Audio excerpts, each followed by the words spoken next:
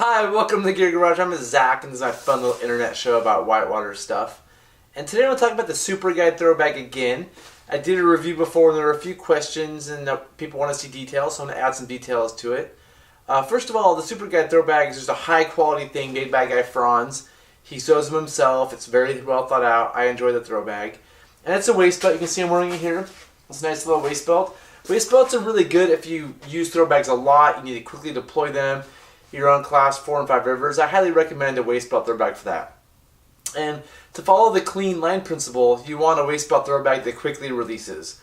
Most of them on the market have a little ball you pull and it comes off. This one has a quick release or a fast X buckle. You can see here, you just have to know how to use it. You just push on that, it comes off. And so I kind of like this. It's really simple. It's pretty bomber. And if you break these fast X buckles, they're pretty easy to buy to replace them. And so it's nice. It's a nice waist belt throw bag. Comes off pretty easily. If you need to deploy it, it comes around your waist. You can throw it with all this stuff attached, but I'm not a big fan of throwing waist belt throw bags with all these things. I actually don't like waist belt throw bags a lot of times because there's too much stuff hanging off.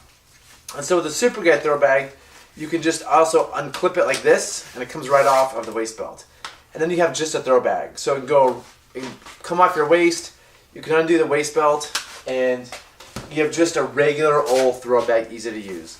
And the one thing I also like about it is this closure. It uses a special magnetic clip, and it's hard to explain how it works. I'm going to try to show it. You just kind of push on it, it comes off like that. It almost seems like magic. To put it back on, you just have to get that clip back around, and it kind of magnets into there. And I don't really understand it. It just works really well. I've never had it come undone, and it always comes out really easily. And one nice feature about this throw bag, I just think this is the right size. I think packing it like this is really good. A big wide open mouth that helps for throwing it, but also for packing it back in. So I think the future of throw bags are long, kind of this narrow, and big wide open mouths like this that give the rope easy accessibility. The end of the rope is purple. Any of your ropes you have in your throw bags, you should put something at the end of the rope to make sure that it's visible so you can quickly find the end of the rope. And he did a good job by making this purple, which is very visible. And I also don't suggest tying a knot in the end of your throw bag. Some throw bags come that way. You can always add a knot if you need it. I personally like to have a free line like that. And you know, to make it like throw really well out of the bag, you want it to be packed pretty tight. You don't want it loose. You know, here's a typical old school kind of weird throw bag, not very well designed. There's tons of room in there for the rope. It's really loose. This bag doesn't throw well. It's really hard. The rope gets more tangled. It's not packed very tight. It's easy to pack back in there, and this throw bag, you know, is incredibly inexpensive to buy. But when you go to throw it, it's just not going to throw that well. So I like this one because it's packed in tight. You kind of have to push the rope down to pack it in. When you get all the rope inside the bag, you have to give it some final pushes to get it in there tight. And then once you do, you just wrap this little strap around here to the closure. And literally, if it gets close to it, it just magnets on, and it's ready to go. So I like this a lot. It's pretty easy to use. The other thing this bag has is a pouch for a carabiner and the other end of the loop. So one thing we want to avoid with throw bags are hand entrapments like this. Somebody can stick their leg in this. This is actually a pretty dangerous throw bag when you have a big loop like this. And we want to avoid all the loops that we can. And so on the Super Guide bag, he put the loop inside this pouch. And so it's a small loop. You're not going to get a hand in there even if you did. Maybe 2 fingers. So this is potentially a 2-finger entrapment, but it's not a hand entrapment. The carabiner can live inside this pouch. He's even padded a little bit. So, you know, if you throw this bag to somebody and it has the carabiner in there, and this side of it smacks them in the head, there is a little bit of padding to help protect from getting hurt, which is really nice. So, you know, again, a locking carabiner can fit in there already on the end of the rope. You know, most of the time when I'm throwing throw bags, it's to get a rope to a boat, and you almost always need a carabiner. So it's nice to have that just ready to go, really quick to deploy. So overall, it's a really great bag. When you're done using it, it just slides back on the waist belt. This takes just like, I don't know, we'll find out how long here, like 15, 20 seconds. You put it through these little straps like this. Sometimes they get caught up, kind of slow. And then this just goes back on this buckle. It's a quick release buckle. Boom. And then you're ready to go. So it's a great throw bag. These things are a little spendy. I mean, he's hand making these things. There's a lot of thought and pride to go into them.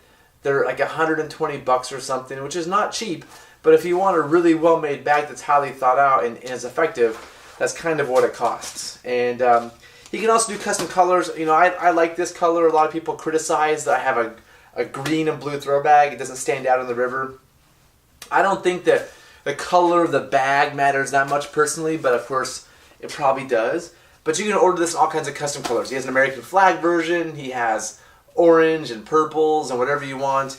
You can do a very bright bag if you want to. This is just the color scheme that I kind of liked because it's fashionable.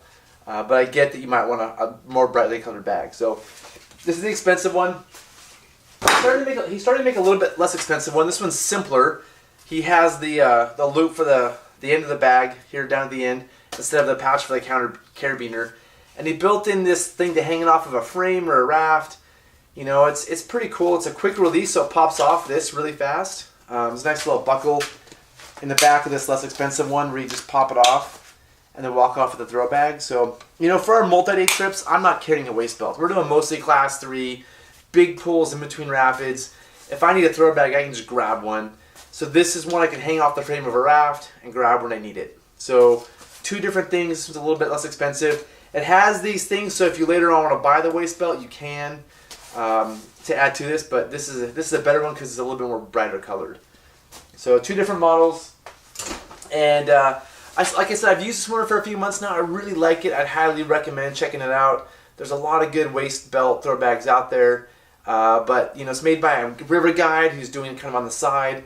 He turned this super guide gear company into a nonprofit, so he's going to give money back to something. We'll find out what. But he's going to give money back and not make a profit, so that's admirable. So I couldn't highly recommend enough. If you have questions about these throw bags, put them in the comments below. He may even chime in to answer the questions. I'll do my best to answer them. But thanks for joining me on this episode, and see you next time.